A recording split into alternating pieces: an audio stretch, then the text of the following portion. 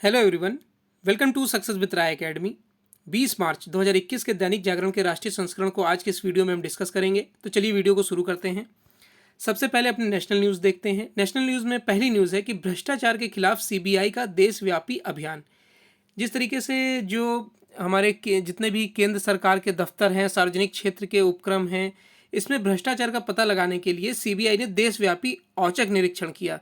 भ्रष्टाचार के खिलाफ सीबीआई के अभियान की व्यापकता का अंदाजा इस बात से लगाया जा सकता है कि 25 राज्यों व केंद्र शासित प्रदेशों में फैले 100 से अधिक स्थानों पर सीबीआई की टीम ने छानबीन की और बड़े पैमाने पर दस्तावेजों को जब्त किया। सीबीआई के एक वरिष्ठ अधिकारी ने कहा कि इन दस्तावेजों की जांच की जाएगी और गड़बड़ी पाए जाने की स्थिति में एफआईआर दर्ज करके आगे की कार्रवाई की जाएगी। अब इसमें जो प्रमुख शहर हैं उसमें प्रयागराज, मेरठ, बदरपुर, गोरखपुर, आगरा, फिरोजपुर, पटना, रांची, धनबाद, दिल्ली, ये सब शहर शामिल हैं। नेक्स्ट है कि दिल्ली सरकार की घर घर राशन योजना पर ब्रेक लग गया है। केंद्र सरकार की तरफ से खाद्य सुरक्षा अधिनियम के तहत मिलने वाले अनुदानित अनाज को दिल्ली सरकार मुख्यमंत्री घर घर राशन योजना के नाम पर बांटने की तैयारी कर रही है, लेकिन अब यह योजना खटाई में पड़ती दिख रही है। केंद्र सरकार ने दिल्ली सरकार की तरफ से योजनाओं के घालमेल पर कड़ी आपत्ति जताई है। इसके साथ ही केंद्र ने इस योजना को रोकने का आदेश दिया है। साथ ही यह स्पष्ट किया है कि दिल्ली सरकार केंद्र की इस योजना को अपने नाम से जारी नहीं कर सकती है। अगर दिल्ली सरकार अपने स्तर पर कोई योजना लाती है तो उस पर केंद्र को कोई आपत्ति नहीं है। दूसरी तरफ आम आदमी पार्टी ने केंद्र सरकार के इस कदम का विरोध करते हुए सवाल किया है कि केंद्र सरकार को इस योजना पर क्यों आपत्ति है। नेक्स्ट न्यूज़ है कि जो अमेरिका के रक्षा मंत्री लॉयड ऑस्टिन भारत की यात्रा पर आए हैं, तो उसमें ये बताया जा रहा है कि जो अभी तक ट्रंप काल में भारत और अमेरिका के संबंध थे, उसी के तहत इन संबंधों को आगे अब मित्रता की तरफ बढ़ाया जा रहा है। राष्ट्रपति जो बाइडेन के सत्ता संभालने के बाद भारत के साथ रक्षा संबंधों को मजबूती देने अमेरिका के रक्षा मंत्री लॉयड ऑस्टिन भारत पहुंच गए हैं। भारत पहुंचते ही प्रधानमंत्री नरेंद्र मोदी और राष्ट्रीय सुरक्षा सलाहकार अजीत डोभाल से मुलाकात यह दिखाने के लिए काफ़ी है कि डोनाल्ड ट्रंप प्रशासन के दोनों देशों के रिश्तों को जहां छोड़ा था, बाइडेन प्रशासन वहीं से आगे बढ़ेगा। ऑस्टिन शनिवार को रक्षा मंत्री राजनाथ सिंह से मुलाकात करेंगे। एशिया की पहली यात्रा के दौरान ऑस्टिन का दक्षिण कोरिया, जापान व भारत का दौरा भी चीन को घेरने की अमेरिकी प्रशासन की रणनीति का संकेत है। उन्होंने जापान व दक्षिण कोरिया के दौरे पर पड़ोसी देशों के साथ चीन के रिश्तों पर तल्ख टिप्पणी की थी। पूर्वी लद्दाख में एलओसी पर चीन की उग्र सैन्य हरकतों को देखते हुए ऑस्टिन और भारतीय नेतृत्व के बीच बीजिंग की आक्रामकता चर्चा का प्रमुख मुद्दा रहेगी। नेक्स्ट न्यूज़ है कि सामिया हसन बनी तंजानिया की पहली महिला राष्ट्रपति। सामिया सुलूहू हसन पूर्वी अफ्रीकी देश तंजानिया की पहली महिला मुख्य राष्ट्रपति बन गई हैं। उन्हें मुख्य न्यायाधीश इब्राहिम जुमावोइंग ने दार ए सलाम में सरकारी कार्यालय स्टेट हाउस में पद और गोपनीयता की शपथ दिलाई। सामिया हसन ने देश के संविधान को बरकरार रखने का संकल्प लिया। तंजानिया के पूर्व राष्ट्रपति अली हसन मिन्या, जकाय किवेते और आबिद कुरुमे तथा मंत्रिमंडल के सदस्य भी इस मौके पर मौजूद रहे। इससे पहले 61 साल की सामिया हसन देश की उपराष्ट्रपति थीं। नेक्स्ट है कि अमेरिका में बिना दस्तावेज वाले लोगों को नागरिकता देने की खुलेगी राह। ये मामला जो है वो जो बाहर से आके लोग रह रहे हैं अमेरिका में, उनको वहाँ की नागरिकता प्रदान संबंधित विधेयक है जो संसद में पेश किया गया है। अमेरिकी संसद के निचले सदन प्रतिनिधि सभा में गुरुवार को 2 अहम बिल पारित किए गए। इन विधेयकों के पारित होने से अमेरिका में बगैर किसी दस्तावेज के रहने वाले लाखों लोगों को नागरिकता देने की राह प्रशस्त होगी। इससे उन बच्चों को भी नागरिकता मिल सकती है जिनके माता पिता H1B जैसे वीजा पर अमेरिका में काम कर रहे हैं। इस कदम से लाखों भारतीयों को भी राहत मिलने की उम्मीद है। H1B वीज़ा भारतीय पेशेवरों में खासा लोकप्रिय है। प्रतिनिधि सभा में American dream and premise act 2021 को 197 के मुकाबले 228 मतों से मंजूरी दी गई है। इसका स्वागत करते हुए राष्ट्रपति जो बाइडेन ने कहा है कि इमिग्रेशन सिस्टम में सुधार की दिशा में यह अहम कदम है। बाइडेन ने एक बयान में कहा कि मैं इस बिल का समर्थन करता हूं। इस विधेयक के पारित होने से उन लोगों को राहत मिलेगी जो अपने माता पिता के साथ बचपन में बगैर किसी दस्तावेज के अमेरिका में आकर रह रहे थे। नेक्स्ट है कि S-400 को लेकर S-400 को लेकर भारत, अमेरिका और रूस में पेच। ये जो S-400 है वो एक डिफेंस मिसाइल सिस्टम है। भारत, अमेरिका और रूस के त्रिकोण में S-400 सौदे का पेच फंसता दिख रहा है।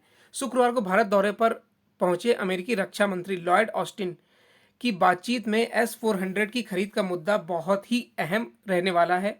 वैसे भारत पहले भी साफ कर चुका है कि air defence missile system S-400 की खरीद रणनीतिक जरूरतों को देखकर ही की जा रही है और इससे कोई समझौता नहीं होगा। लेकिन रूस अमेरिका की नई जो बाइडेन सरकार की तरफ से इस बारे में भारत पर दबाव बनाने की रणनीति को बखूबी समझ रहा है, लिहाजा रूस की तरफ से भी अपना पक्ष रखने की पूरी तैयारी है। नेक्स्ट है बिजनेस पेज न्यूज कि इस वर्ष विकास दर 12% रहने का अनुमान जताया गया है। रेटिंग एजेंसी मूडीज ने भारतीय अर्थव्यवस्था पर अपना ताजा आकलन जारी करते हुए कहा है कि इस वर्ष देश की रियल जीडीपी विकास दर 12% रहने की उम्मीद है। बेहतर ग्रोथ का यह अनुमान हाल के महीनों में बेहद अनुकूल माहौल को देखते हुए किया गया है। भारत पर जारी रिपोर्ट में मूडीज एनालिटिक्स ने कहा है कि कोरोना के असर से उबरते हुए देश की अर्थव्यवस्था पिछली तिमाही यानी कि अक्टूबर से दिसंबर 2020 से ग्रोथ का रास्ता पकड़ चुकी है। यह उससे ठीक पहले की तिमाही में 7.5% की सिकुड़न की तुलना में कहीं अच्छी रही है। नेक्स्ट न्यूज है कि सैटेलाइट संचार सेवा के प्रसार की तैयारी।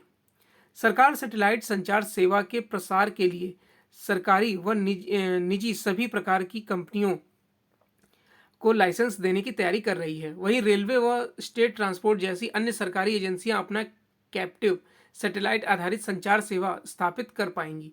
सैटेलाइट संचार सेवा के प्रसार से इस क्षेत्र में निवेश में भी बढ़ोतरी होगी, क्योंकि कई स्टार्टअप्स अपने छोटे छोटे सैटेलाइट के जरिए कंपनियों को संचार सेवा मुहैया करा सकेंगे। अमेरिका व यूरोप के कई देशों में यह मॉडल काफ़ी कारगर साबित हो रहा है। दूरसंचार विभाग भारत में भी इस सेवा का प्रसार करना चाहते हैं। विभाग के कहने पर इस सेवा को लेकर लाइसेंस देने के लिए भारतीय दूरसंचार नियामक प्राधिकरण यानी ट्राई ने मसौदा जारी किया है। वर्तमान में सैटेलाइट संचार सेवा सीमित रूप से चलाई जा रही है। सरकार इसका व्यवसायीकरण करना चाहती है। नेक्स्ट पेज है एडिटोरियल पेज। एडिटोरियल पेज में जो पहला आर्टिकल है हमारा, एक बार फिर अदालत में किताब, और यह आर्टिकल लिखा है राजनीतिक शास्त्र के प्रोफेसर एवं वरिष्ठ स्तंभकार शंकर शरण द्वारा। सिया वक्फ बोर्ड के पूर्व चेयरमैन सैयद वसीम रिजवी द्वारा उच्चतम न्यायालय में दी गई याचिका चर्चा में है। इसमें कुरान से 26 आयतें हटाने का निवेदन है। रिजवी के अनुसार इसका इस्तेमाल आतंकवाद, हिंसा और जिहाद फैलाने में होता है। रिजवी के अनुसार प्रोफेट मोहम्मद की मृत्यु के बाद पहले 3 खलीफा ने कुरान संकलित करने में कई आयतें जोड़ दी हैं ताकि उन्हें युद्ध द्वारा इस्लाम के विस्तार में सहूलियत हो। यह चिंता पहली बार या भारत में ही नहीं है। गत वर्षों में तुर्की, सऊदी अरब और इराक में भी कुरान को लेकर सुधार की मांगें उठी थीं। वसीम रिजवी की दलील है कि 26 आयतों के सहारे ही जिहादी लोग मुस्लिम युवाओं को आतंकी बनाते हैं, जिससे दुनिया भर में लाखों निर्दोषों की हत्या होती रहती हैं। ये ऐसी बातें नहीं हैं जिनकी परीक्षण नहीं हो सकता है। 9/11 के दौरान न्यूयॉर्क में तबाही मचाने वाले मोहम्मद अट्टा ने बाकायदा लिखा था कि हमारे लिए यही काफ़ी है कि कुरान की आयतें अल्लाह के शब्द हैं। अल कायदा के सरगना ओसामा बिन लादेन ने सऊदी शासक किंग फदह को एक पत्र लिखकर कहा था कि सारा झगड़ा इस इस्लाम के अनुसार चलने या न चलने पर है। भारत में कुरान को लेकर 2 मुकदमे चल चुके हैं। 1985 में कलकत्ता उच्च न्यायालय में चांदमल चोपड़ा ने एक याचिका दायर की थी। इसमें कुरान से कुछ उद्धरणों का हवाला देकर हिंसा और सामाजिक विद्वेष फैलाने की शिकायत की गई थी। यह याचिका